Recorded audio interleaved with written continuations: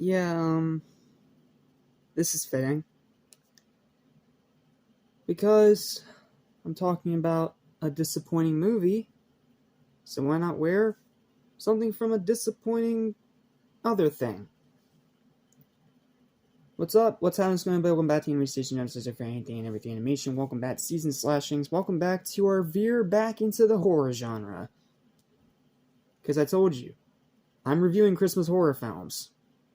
Deal with it. Today we're taking a look at Christmas Bloody Christmas. This came out last year, but I did not see it last year, so this was a first time watch for me. The critics actually said it was pretty decent, and I went into it with the expectation that it's decent for everyone else, but really fun if you're a horror fan. Unfortunately, I came out on neither side. I came out pretty disappointed in this one, and yes, had I actually watched and reviewed this back in 2022, this would have been on my most disappointing list, and pretty damn high too. This movie was such a letdown. Think about it. Terminator, Santa Claus. How do you fuck that up? How? Well, this movie found a way to do it. And it's from one big problem. What's that big problem? Well, here's my written review. I hope you enjoy. This one was such a huge letdown. I love its concept of Terminator Santa Claus. The gory kills are amazing, seriously. When it has bloody in the title, it's not lying. This movie is bloody and gory as hell, and if you're a gorehound like me, you're going to fucking love every single second of it. Oh, there's some great kills in here. The characters are surprisingly decent. They're not great, but they're okay, which is something in itself. The directing is great. The practical effects are excellent, especially in the final act when it just goes flat out action movie bonkers.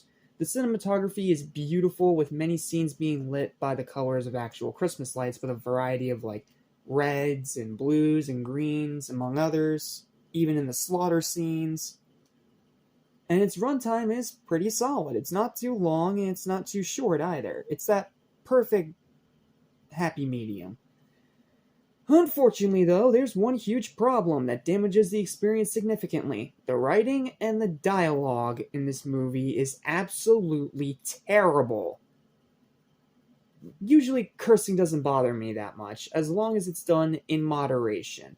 But when the word fuck is fucking said in fucking literally fucking every fucking sentence, and the fucking dialogue or throughout the whole fucking movie like it's a Rob Zombie movie, it becomes insufferable to sit through. Do you want to hear the word fuck said a million times in your ear without any actual words in between it? Just fuck this, fuck that, fuck, fuck, fuck, fuck, fuck. Yeah, does that sound pleasant to you? Because it sure as hell doesn't sound pleasant to me. And it wasn't pleasant to me. I really wanted to like this movie, but the writing and dialogue in this movie is flat out shit. And it's the big problem that damages the movie, in my personal opinion. Then add on the lack of actual character from this Terminator Santa Claus, which in turn also makes him very forgettable, because he doesn't say anything throughout pretty much the whole movie, and the pacing being very inconsistent. Again, it runs into that same problem I've said many other times in this marathon. Sometimes it moves too fast, and other times it moves too slow. It can never find that happy medium. And it pretty much splits the enjoyment in half like an axe going through a body. My enjoyment was split in half alone from the writing and the pacing. I could forgive the forgettable villain. I can forgive that. Because the Silent Night 2012 movie, the remake of Silent Night Deadly Night that came out in 2012, I fucking love that movie despite the fact that the villain is forgettable. Because the rest of the movie was entertaining and was more than enough to make up for that aspect, even though with the whole mystery section it falls apart by the end. But with this fucking movie, it only made it even more obnoxiously obvious. And it sucks because I can see the effort being put in by everyone else. The acting is decent, the characters are okay, the special effects are great, the cinematography is great, the directing is great, The kills are fucking amazing, arguably the best you'll see in any Christmas horror film. I especially love the one where Santa puts an axe in a dude's back, and then he's crawling up the stairs, and then he smashes his head between the top stair and the stair right below it. It is some gory, gruesome, badass shit. But because the writing and dialogue is so bad, I cannot bring myself to care. Overall, this one was pretty disappointing as both a horror movie and especially as a Christmas horror movie. It has so much effort being put into it, and I really wanted to enjoy it more. But because the writing decided to not even fucking try, it becomes more of a chore to watch than it ultimately should be. Like, this should not have been a chore. This should have been a lighthearted, dark, gory, just stupidly fun horror film. Again, like Silent Night, Deadly Night. That movie is littered with problems, but it's so much fun watching it unfold that I couldn't give a fuck.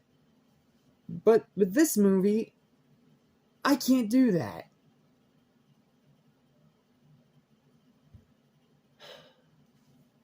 I can't have, like, you can have fun with this movie. I'm not saying it's entirely without merit, but geez, it should have been better. That's what I'm saying. It should have been better.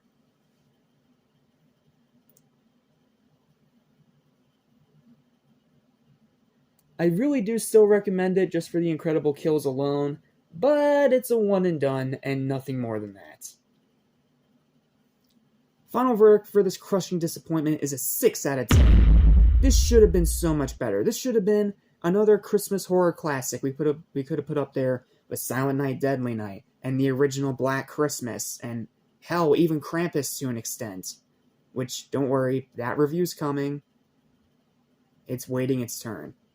But, oh, this movie should have been so much better than it is. And this is the one that was released on Shudder.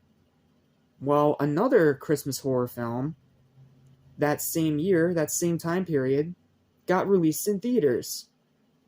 And from what I've heard, that one is absolutely abysmal. I don't even know why I'm holding a pen the whole time in this review. Wait, why am I holding a blue pen? I should be holding a red pen. There. That's more like it. I guess the people that made it had no faith in it, or it was made to go to Shudder in the first place. That's why it has such a low budget. But yeah, it says a lot when the Shudder exclusive gets more praise than the movie you put in the damn theaters. Which movie's that? Well, it's coincidentally our next review. I was originally going to do Violent Night next, but I'm having problems with whatever I'm trying to use it to watch on, so I'm not gonna fight that freaking headache. I'm just going to move on, save it for next year, and hope this stinking thing stops giving me problems. So, what was the movie that they did put in theaters when this one was kicked on Shudder? A movie I've been meaning to check out for a while now, but I, for whatever reason, have not gotten around to it. Might have been the bad reviews, I don't know. But I'll see you guys next time for the first time watch of The Mean One. Also known as the Grinch horror movie, made by the same people that made Blood and Honey. Now, I'm one of those people that actually likes Blood and Honey, so maybe I'll like this too. I don't know, but that's going to be the next review for Season Slashings, but you're not getting that review until tomorrow, because we have something else to take care of first, because a certain movie's also coming out tomorrow, and I need to make sure to watch the original first. So, for the Season Slashings people, I will see you tomorrow for The Mean One, and for the rest of you, see you for not Chicken Little, but, sorry, see you for Chicken Run.